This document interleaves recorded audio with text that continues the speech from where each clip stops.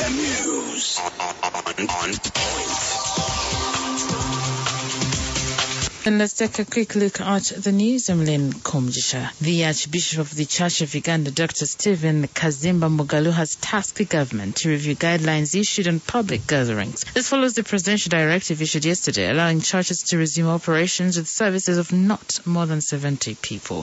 Kazimba expressed the need to increase the number of people to attend church services on ground because their churches are very big and can accommodate more than 70 people while observing COVID-19 measures. Definitely, this is going to be a challenge, but with other congregations in the urban setup, they will need to sit and organize. Maybe Zone A is worshiping in this service, Zone B. So each congregation will deal with that according to their content. I'm sure the head of state and others will look into these things and come up with other guidelines. Kazimba has also noted that some people will have to follow services outside on screens, while those churches without screens will have to organize different service sessions for their followers, basing on the size and number of their congregation. I have been contacting the Minister of Health this morning, and she advised us that, for instance, in the urban setup where we have screens, you can have congregation worshiping the 70, and there are some screens whereby you can have other 70 this side and the other 70, so long as these people are not allowed to mix immediately after the service to greet each other. However, baptisms have been called off, among other related activities. The NRM Electoral Commission has announced new dates for holding party primaries for members of parliament in constituencies where they had been cancelled due to various reasons. Earlier this month, the party held its party primaries, but due to violence, voter intimidation, among others, decided to cancel the elections in some of the constituencies. The chairperson of the NRM Electoral Commission, Dr. Tangaradoi, says that the party will hold primaries for members of parliament in Shigulu South on 25th September, Mawogola North and West on 28th September. Tangaradoi also says they will hold primaries in Bukanga constituency in 26 villages and in Nyabshozi in 28 villages. On 28th September, we shall have election in Mawogola North constituency and Mawogola West constituency. Mawogola North and Mawogola West on Monday 28th. On 2nd October, we shall also have elections in Bukanga County constituency in 26 villages.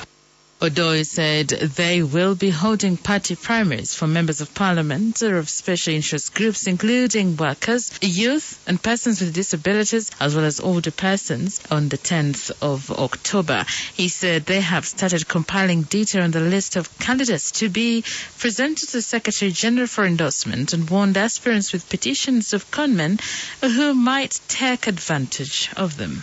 The conmen are using different phones, but the most common is 071 series to con candidates. That the commission is handling your petitions, the lawyers want money. We don't want any money from a petitioner or a person petition. The lawyers will work out their ways of clearing the petitions. On the issue of Rushenyi, Tangaradoi said yesterday he finalized his fact-finding mission in Nyakahita village, where they needed to verify whether people voted or not, and the commission will release its findings. Then I went to Rushenyi myself to the village called Nyakahita, which was the center of whether they voted or not. We have gathered what we've gathered, and we are now scrutinizing, and we shall give the verdict. So nobody has announced a winner in Rushenyi. We announced a leading candidate by 20 votes. Nobody has announced a winner. And the Electoral Commission of the party is the sole party organ which will announce the winner. And that announcement will come very soon, because what we wanted to do, I did yesterday. The Ministry of Health has registered 181 new cases of COVID-19 after testing 1,597 samples.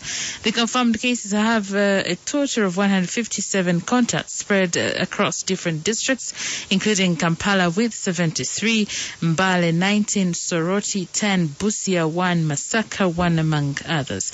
One truck driver who was coming from Kenya tested positive and was returned back to Kenya.